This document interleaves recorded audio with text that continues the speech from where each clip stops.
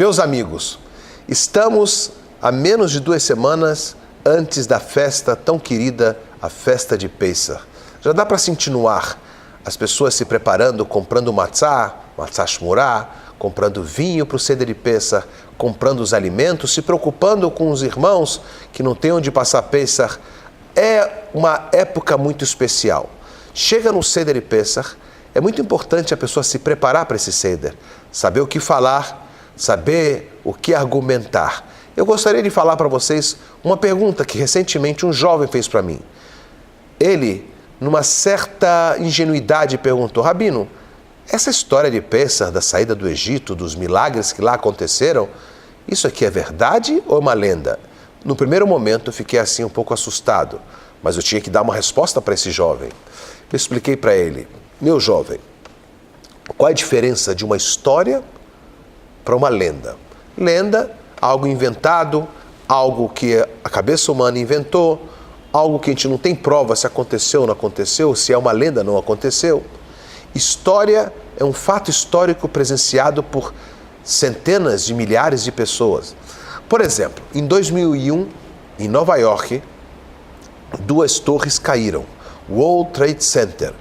E essas 2 torres caíram através de 2 aviões que foram arremessados em direção a esses 2 prédios no dia 11 de setembro de 2001. Eu poderia falar para vocês agora, pessoal, isso que aconteceu lá atrás, no dia 11 de setembro em Nova York, naquelas 2 torres, isso aqui na verdade não aconteceu. Isso aqui é uma lenda. E é a imaginação do povo americano, que na verdade não aconteceu absolutamente nada, e os prédios eles foram demolidos por uma construtora muito poderosa nos Estados Unidos, por isso que não tem mais esses 2 prédios. Se eu falar isso, com certeza você vai desligar agora o seu celular e falar: o que aconteceu com o Rabino? De onde ele tirou essas ideias?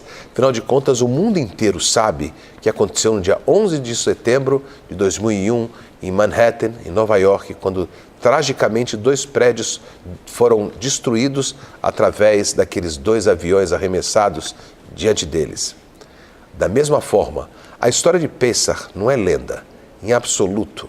É uma história muito real e viva, porque ela foi presenciada por dezenas, centenas, por que não dizer milhões de pessoas, aproximadamente 3 milhões de pessoas que estavam em Mitzrayim, vendo as 10 pragas, vendo a saída do Egito, vendo a abertura do mar, e eles estavam presentes no Har Sinai recebendo a Torá.